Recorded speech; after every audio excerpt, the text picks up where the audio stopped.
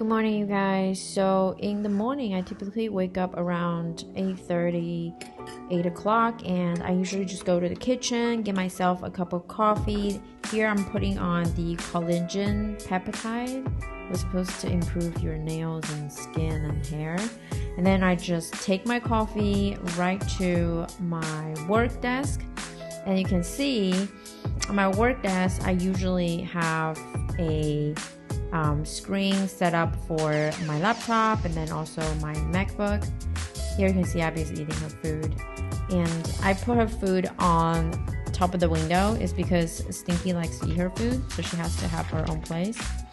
And now I'm just writing down on the things that I have to do during the day. Usually it's really hectic because I'm going to be prospecting, and then I'll also have to write down the things I need to do on my YouTube, and then also I have to coordinate showings between my active listing and keep in touch with the title company for my active deals. It's just like a lot of things at the same time. So it usually helps me focus if I just write that down and put it on the paper. And while I'm prospecting, I also like to comment on the comment section on my video and my private Facebook group. And right here, I'm just going over the notes that I have for a CMA because I'm currently having a listing appointment at 2 o'clock. You can see Stinky is still sleeping because it's pretty early. And then about like 10:30 is when I make breakfast. And I go change, shower, put my makeup on, and then I'm going back to do what I have to do around 11 o'clock.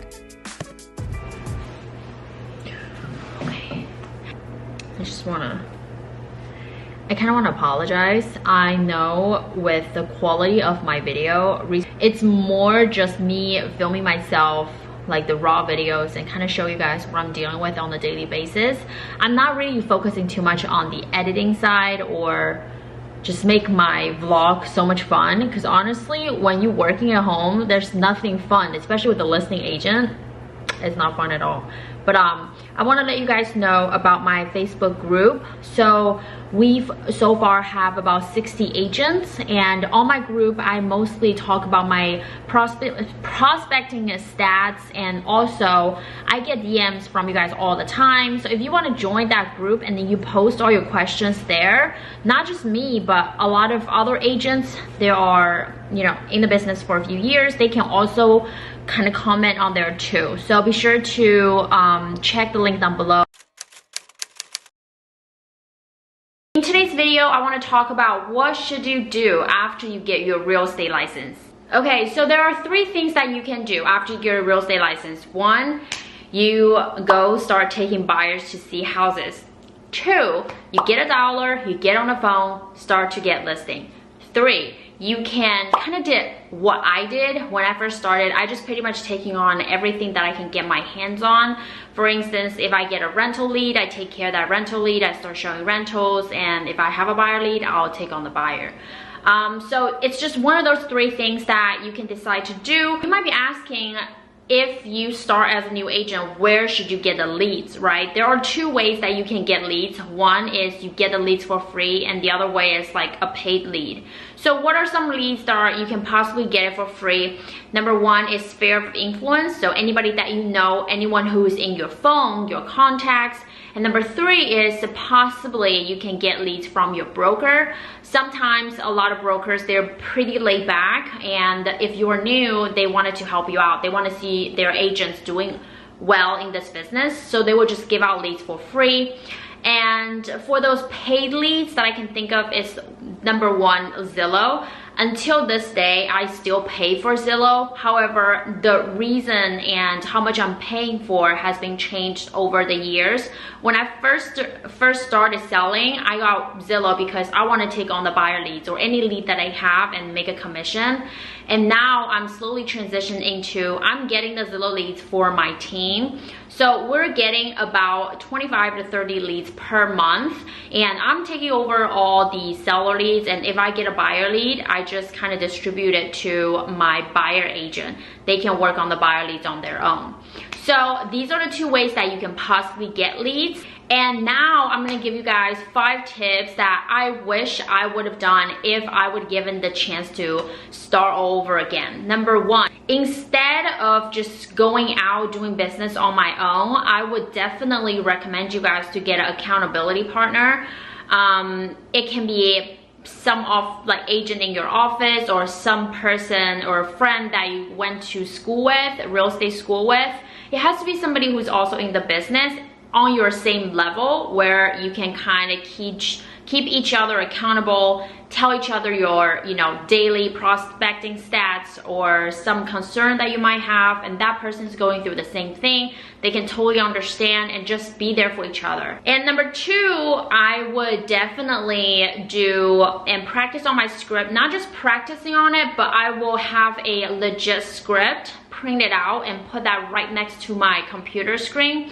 I know now that I mastered the script on my own. I'm okay with not looking at it, but if anybody who's new, I would definitely recommend you guys to have a print out script that you can kind of look at it when you're prospecting, rather than just, you know, you kind of try to guess what to say, or yeah, it's always good to have something on hand. And number 3, number 3 is to get a stand-up desk.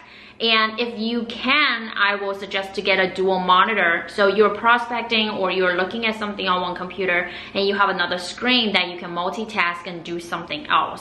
Number 4, to time block.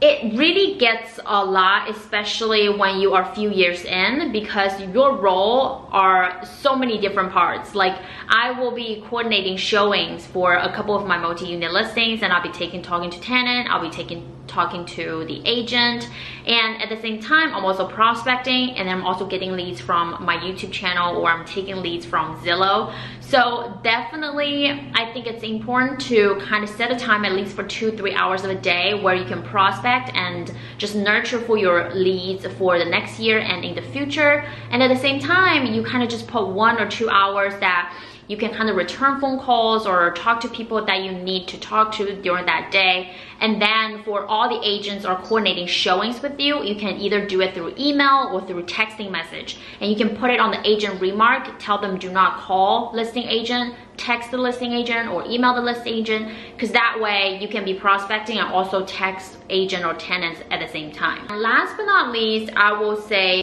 the stats is really important, because you wanted to know how many people you are talking to, and out of these many people, how many people are you actually getting a listing appointment with. All the appointments that you're going on, how many appointments that you're actually getting the listing signed. So all these are very important, so that way you can look back into the past 1 year and see what your stats has been changing. Is your conversion rate going up? What's your success rate on this method of, you know, prospecting? Does for sale by owner works the best for you, or does expire works the best for you, or does cold call works the best for you? So these are definitely important, and I didn't really do it on my first year of selling, but I hope you guys can really write down all these tips and then just kind of, you know, master your skills. And I hope you guys enjoyed today's video. Thank you so much for watching, and this is Luna over here. I'll talk to you guys in the next one. Bye.